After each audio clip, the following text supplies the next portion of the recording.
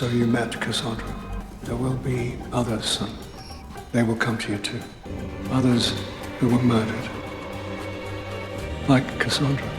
Hey everyone, and welcome back to Episode Breakdown. I'm Oliver, and today we're diving headfirst into the mind-bending, mystery-soaked premiere of the new series, Lazarus.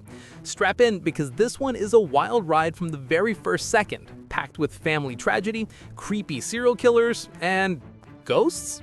Let's break down all the spoiler-filled details of Episode 1. So, what's the deal with this show? Well, it all centers on our protagonist, Joel Lazarus, a forensic psychiatrist who is about to have his entire reality turned inside out. The episode is masterfully structured in two timelines, and it all starts with a foundational tragedy. The episode opened with a flashback to 1998, where a traumatic event shaped the Lazarus family forever. A young Joel Lazarus arrives home to a horrifying scene. He sees a masked man fleeing from his twin sister Sutton's room. He rushes in to find Sutton lying in a pool of blood, already dead. In a total panic, he runs through the streets to his father's office to tell Dr. Jonathan Lazarus. The killer is never caught, and this unsolved murder becomes the open wound that the entire Lazarus family is built upon. She's dead. Someone's dead. Cut to the present day. An adult Joel is visiting a patient in a high-security psychiatric unit. And this isn't just any patient. This is Arlo, a serial killer who immediately sets the creepy tone. Arlo tells Joel that God told him not to trust Joel and has given him permission to punish him. Chilling stuff, right? As if that wasn't unsettling enough, Joel immediately gets a phone call from his sister Jenna. Their father, Dr. Jonathan Lazarus, is dead from an apparent self-inflicted gunshot wound. And as Joel is reeling from this news, he looks back into Arlo's cell, and Arlo is just staring at him with this utterly sinister smile. It's a moment that makes you question everything. Coincidence? Or does Arlo know something? It's Dad. Yeah, he called me. I ditched it. What's up? He shot himself in his office.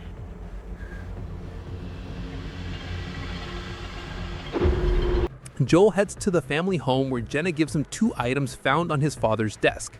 This is where the central mystery ignites. The first item is a cryptic note that reads, "It's not over," accompanied by a drawing of a three-legged stool. The second is an old newspaper clipping about Sutton's unsolved murder from 25 years ago. Joel immediately becomes suspicious. This doesn't feel like a suicide, it feels like a message. A message that his father's death and his sister's murder are somehow connected. Where's the note? Well, police have the original, but they gave me this photocopy. Delved inside mines for a living. He could have given us a little bit more clarity. It's not over. What the hell does that mean? Trying to process it all, Joel meets his old friend Seth, who's also a police officer, and Jenna's on-again, off-again fling.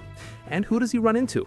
His ex-wife Bella, who is now remarried to a guy named Paul and has a 15-year-old son. The conversation is super strained, full of unresolved resentment. It's a great character moment that shows Joel's personal life is just as messy as his professional one.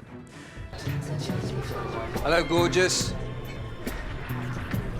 Laz! The psychologist returns. Psychiatrist. Now, here's where things get truly bizarre.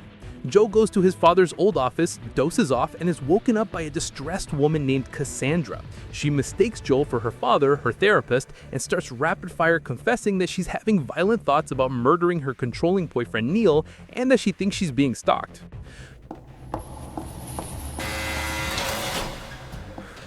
Dr. L, sorry I'm late.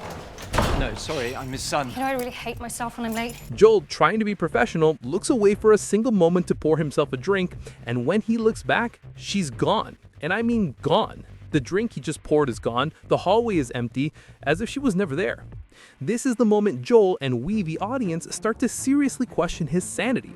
Is he cracking under the pressure, or did he just have a genuine supernatural encounter? Obsessed with this encounter, Joel tracks down his father's assistant Margot, finds Cassandra's patient file, and discovers her last session was in 1999. He goes to her old address, and the current tenant drops a bombshell. Cassandra was murdered over 20 years ago. Joel confirms it online. She was strangled, and her killer, her boyfriend Neil, vanished and was never found.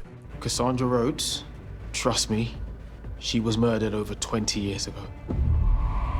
So let's get this straight. Joel had a full-blown conversation with a woman who was murdered 2 decades ago, and now he's convinced her death is connected to his sister's murder. The puzzle is getting bigger and much, much darker. At his father's funeral, we get a quick shot of a mysterious, shaggy-haired man watching from a distance before he slips away. Remember him? He's important. Joel confides in Seth about Cassandra, and Seth, using his police access, pulls the old case file. He tells Joel that Cassandra had a troubled life and that the prime suspect was her boyfriend, Neil. His conclusion? Trouble found her and Trouble killed her. Case closed. He urges Joel to drop it, but we know Joel isn't going to do that. This girl was Trouble. Trouble found her, and Trouble killed her. Case closed 25 years ago. The climax of the episode is pure psychological horror. As Joel leaves the bar, he notices a hooded man following him. He chases the figure through the streets and into a cemetery where the man disappears. Standing at Sutton's graveside, the hooded man reveals himself. This launches into a surreal dream sequence. Joel finds himself back in his father's office where the ghost of Dr. Jonathan Lazarus appears. His father delivers the ominous line, "It's not over." He warns Joel that there will be more dead people like Cassandra who will come to him. The episode ends on Joel's utterly shocked face, the mystery having deepened exponentially. So you met Cassandra. There will be others, son. They will come to you too, who were murdered. Like Cassandra. And me. So what are the burning questions after this incredible premiere? Jonathan's suicide. Was it even a suicide? What does "it's not over" refer to? The stool drawing? The connection. What is the concrete link between Sutton's murder and Cassandra's death? Were they both patients of Jonathan's? Were they both killed by the same person? The supernatural. Is Joel communicating with the dead, having a psychotic break, or is he being manipulated in an elaborate scheme? And who was the shaggy-haired man at the funeral? This show has thrown us a million questions, and I'm here for every single one of them. The blend of a cold case crime drama with supernatural elements is just brilliant. But what did you think? Was Cassandra a ghost or a figment of Joel's grief-stricken imagination? Who do you think the mysterious man at the funeral is? Let me know all your theories and predictions down in the comments below. If you enjoyed this breakdown, don't forget to hit that like button and subscribe to Episode Breakdown for more deep dives into your favorite shows. Until next time, keep breaking it down. I'm Oliver, and I'll see you in the next video.